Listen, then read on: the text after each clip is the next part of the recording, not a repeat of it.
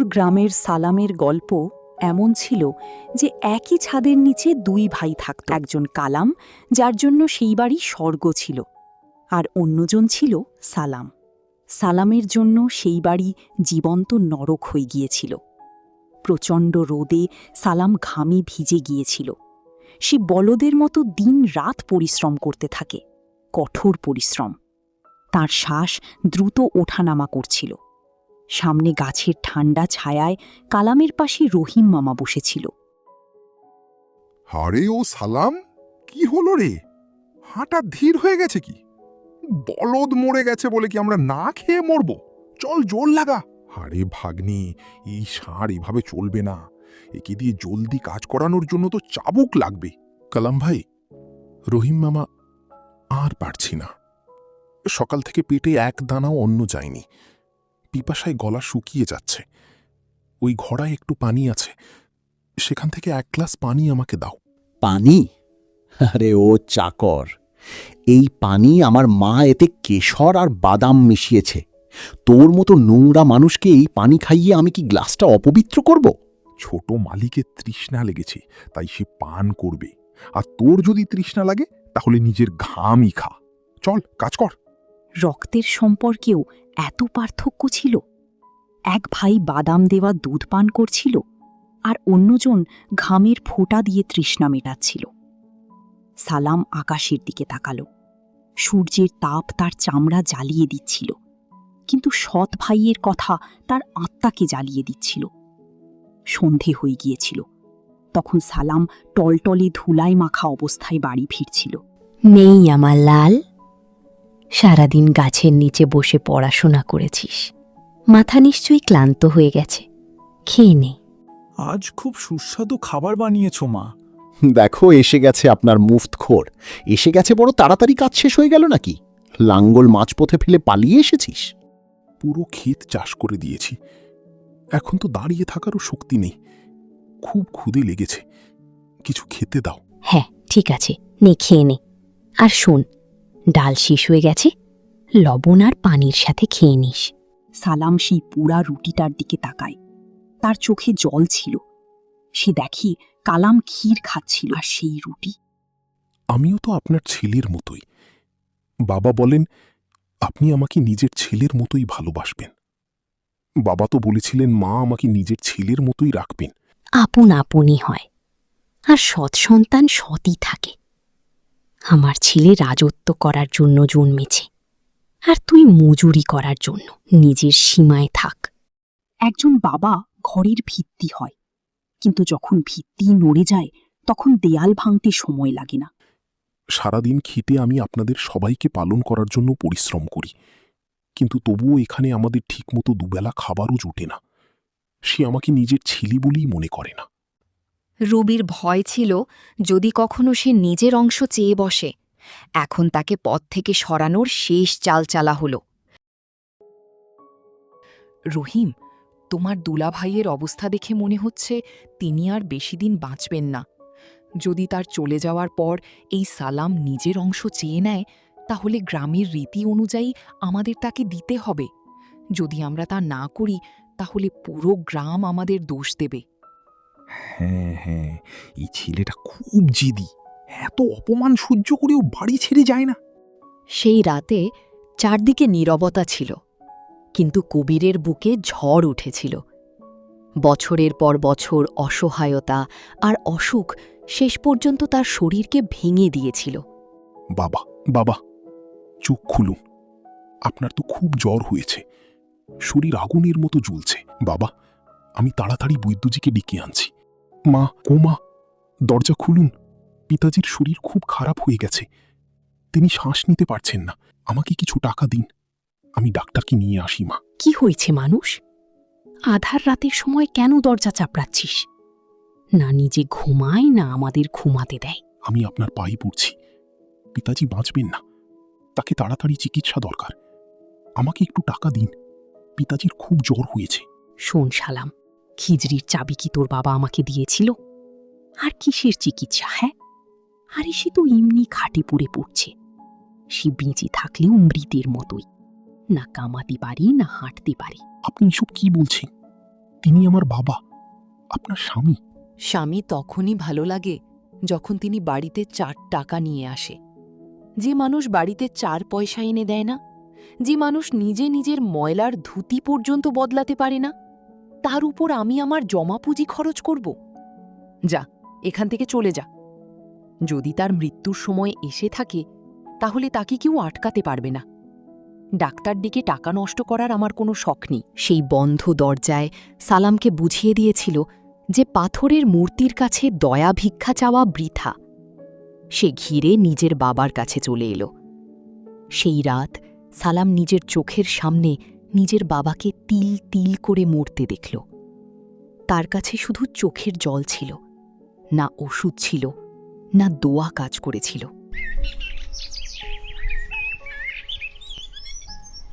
পরের দিন সকালে সূর্য তো উঠেছিল, কিন্তু কবিরের চোখের সূর্য চিরদিনের জন্য ডুবে গিয়েছিল। তিনি চলে গিয়েছিলেন।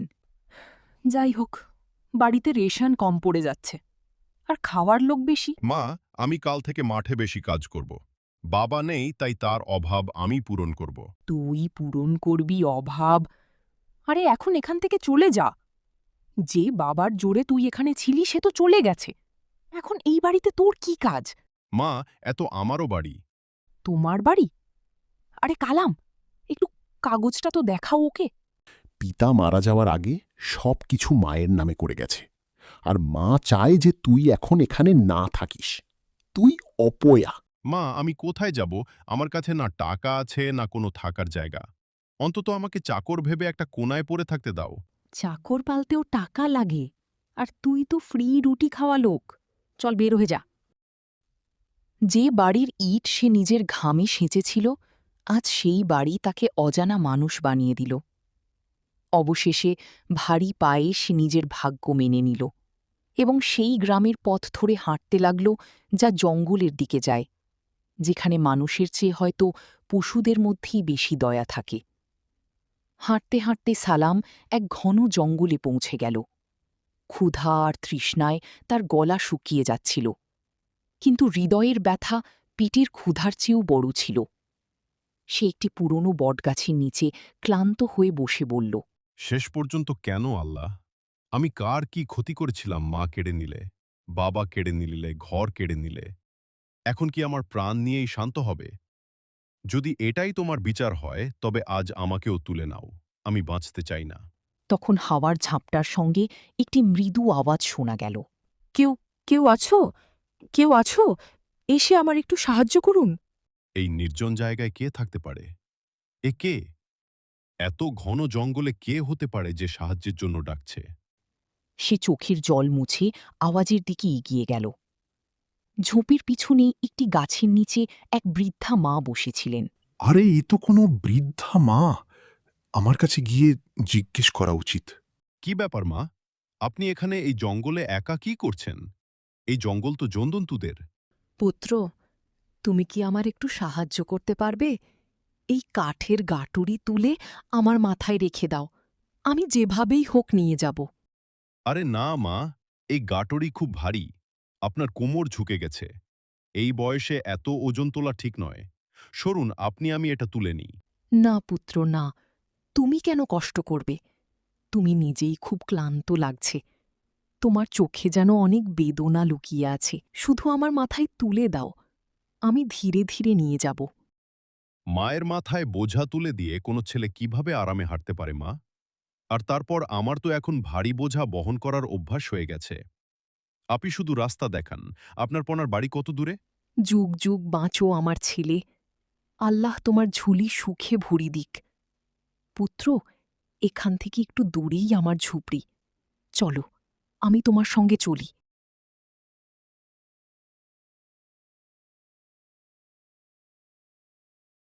তোমার নাম কি পুত্র? কাপড়ে এত ধুলো আর তোমার চোখে এত অশ্রু, এই কথা কিছুতেই হজম হচ্ছে না। তোমাকে দেখে তো কোনো কাঠুরিয়ার ছেলে মনে হচ্ছে না। নাম সলাম্মা। কিন্তু এখন মনে হয় নাম শুধু নামই হয়ে গেছে। আমার সব আলো কেড়ে নেওয়া হয়েছে। আর কাপড়ের কথা তো জিজ্ঞেসই করবেন না। কিছুক্ষণ আগেও আমার একটা বাড়ি ছিল। কি বলবো মা? ছোটবেলায় আমার নিজের মা আমাকে আর বাবাকে ছেড়ে চলে গিয়েছিলেন। বাবাই তখন আমার সব ছিলেন। তার চলে যাওয়ার পর সবকিছু পর হয়ে গেল। যে বাড়িটাকে আমি নিজের রক্ত ঘামে সিঞ্চিত করেছিলাম, সেই বাড়ি থেকেই সৎমা আমাকে বের করে দিলেন। বললেন আমি অপায়া। মা, তুমি আমায় আশ্রয় দেবে, কিন্তু আমি তো এক অজানা মানুষ। আমি তোমাকে দেওয়ার মতন আমার কাছে কিছুই নেই। আমি তো নিজেই এক বোঝা। এ কেমন কথা বলছিস পাগল? তুই বুঝা নয়, তুই তো আমার বার্ধক্যের লাঠি। বলতো, তুই কি এই অসহায় বুড়ির ছেলে হবি? আমাকে কি মা বলে ডাকবি? মা, আমার তো মনে হচ্ছিল আমার সবকিছু লুট হয়ে গেছে, কিন্তু আল্লাহ আমার কাছ থেকে পাথরের মূর্তির মতো মা কেড়ে নিয়ে আজ দেবীর মতো এক মা দিয়েছেন। আমি আপনার ছেলে হয়ে থাকব মা, আপনার সব সেবা করব। পরের সকাল সূর্যের চোখে এক নতুন আশা ছিল। এখন সে শুধু নিজের জন্য নয়, সেই বৃদ্ধ মায়ের জন্যেও বাঁচতে চেয়েছিল, যিনি তাকে আশ্রয় দিয়েছিলেন। কাজের খোঁজে সে গ্রামের সবচেয়ে বড় এবং কুখ্যাত জমিদার আলমগীরের হালিতে পৌঁছাল। মালিক, আমি পরদেশী, কাজের খোঁজে এসেছি। আপনার খেতে যদি কোনো কাজ মজুরি পেলে বড় উপকার হতো। এ ছেলে, আমার মন খুব বড়, তোকে খালি হাতে ফিরতে দেব না। গ্রামের দক্ষিণ দিকে আমার একটা জমি আছে, যেটা একটু পাথরে। যদি তুমি সেটাকে খুঁড়ে চাষের উপযোগী করে তুলতে পারো, তাহলে যে ফসল হবে তার অর্ধেক তোমার। রাজি? রাজি আছি মালিক, একদম রাজি। আমি আমার পরিশ্রম দিয়ে পাথরেও ফুল ফোটাতে পারবো। যাও, কোদাল তুলে নিয়ে কাজে লেগে পড়ো। কিন্তু মনে রেখো, কাজ পুরো না হওয়া পর্যন্ত 1 পয়সাও পাবে না। সালাম তার কোদাল তুলল এবং জমিতে কোদাল চালাতে শুরু করল। অনেক ঘণ্টা কেটে গেল।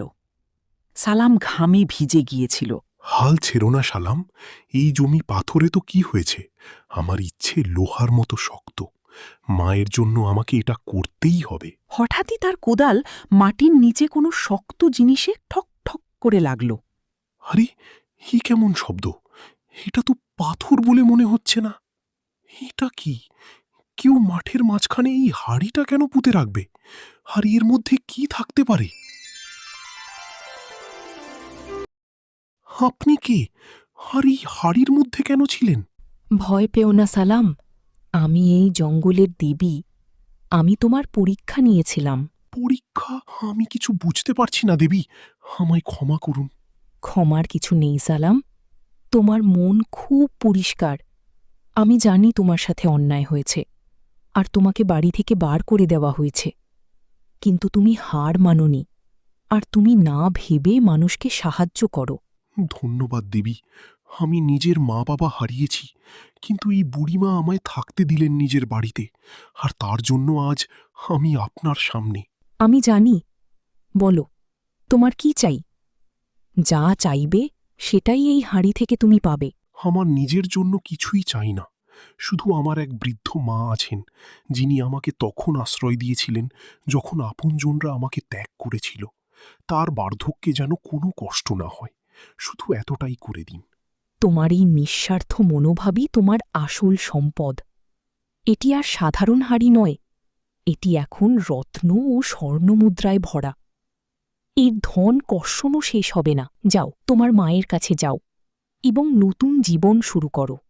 কি হয়েছে লাল? তুই এত ঘাবড়ে গেছিস কেন? কারুর সঙ্গে ঝগড়া হয়নি তো? হে আল্লাহ, এসব কি রে পুত্র? তুই কোনো ভুল কাজ করিসনি তো? এটা কি রাজার ধনভাণ্ডার ঠেলে নিয়ে এসেছিস? না মা, এটা চুরি নয়, এটা আমার কষ্টের ঘাম আর বনদেবীর আশীর্বাদ। বনদেবী আমাকে দিয়েছেন। তিনি বলেছেন যে আমাদের দুঃখের দিন এবার শেষ হয়ে যাবে। সেই রাতে দুজনেই ঘুমোতে পারেনি। পরের কয়েক সপ্তাহে সালাম বুদ্ধিমত্তার সঙ্গে কাজ করল। সে সেই ধন ব্যবহার করে একটি সুন্দর এবং বড় বাড়ি নিজের আর তার বুড়ি মায়ের জন্য কিনে নিল। কিন্তু ধন সম্পদ লুকিয়ে থাকে না। ওদিকে সালামোর ভাগ্য ঝলমল করতে শুরু করলেই, আর এদিকে আলমগীর নিজের হালিতে আরামে বসেছিল। তিনি টেরও পাননি যে যে জমিকে তিনি মূল্যহীন ভেবেছিলেন সেটি সোনা উগড়ে দিয়েছে। এদিকে আলমগীর সাহেব খুব মনে মনে খুব রেগে গেছে সালামের ওপর। সে গ্রামের পঞ্চায়েত মশাইয়ের কাছে বিচার দিবে। আমার সঙ্গে ভয়ঙ্কর অন্যায় হয়েছে। পঞ্চায়েত মশাই, এই সালাম আমার মজুর ছিল। যে জমি থেকে এই খাজানা বেরিয়েছে সেই জমি আমার, পৈতৃক জমি। তাই জমির নিচে পোতা ধনও আমারই। হুজুর, এই ছেলেটা আমার সঙ্গে প্রতারণা করেছে। সালাম, এটা কি সত্যিই যে জমি আলমগীরের? পঞ্চায়েত মশাই, জমি ওনারই ছিল, কিন্তু শর্ত ছিল যে ফসলের অর্ধেক অংশ আমার মিলবে। সেই খাজানা আমি সরাসরি পোতা অবস্থায় পাইনি। আমি সেখানে ফসল ফলানোর জন্য খনন করছিলাম। তখনই আমি একটি হাড়ি পাই। যখন আমি সেটা খুললাম, তখন সেখান থেকে দেবী বের হলেন। তিনি এই ধন আমাকে আমার পরিশ্রম আর আমার মায়ের সেবার জন্য আশীর্বাদ হিসেবে দিয়েছেন। যদি আমি খনন না করতাম, তবে এই ধন অনন্তকাল মাটির নিচেই পড়ে থাকত। আলমগীর, তুমি কি জানতে যে সেখানে কোনো রহস্যময় জাদুর হাঁড়ি আছে? পঞ্চায়েত মশাই, যদি জানতাম তবে আমি এটা চাষের জন্য দিতাম কেন? এটাই ন্যায়। যদি আপনি খনন করতেন, তবে হয়তো আপনি শুধু পাথরই পেতেন। দেবী যোগ্য পাত্র দেখে ধন দিয়েছেন, লোভী মালিক দেখে নয়। জমি আপনার হতে পারে, কিন্তু ভাগ্য তারই হয় যে কর্ম করে। এই ধনসম্পদ সব সালামের, কারণ এটি দেবতার বরদান। পঞ্চায়েত মশাইয়ের সিদ্ধান্ত সালামের জয় নিশ্চিত করে দিল। সালাম এখন আনুষ্ঠানিকভাবে সেই সম্পত্তির মালিক।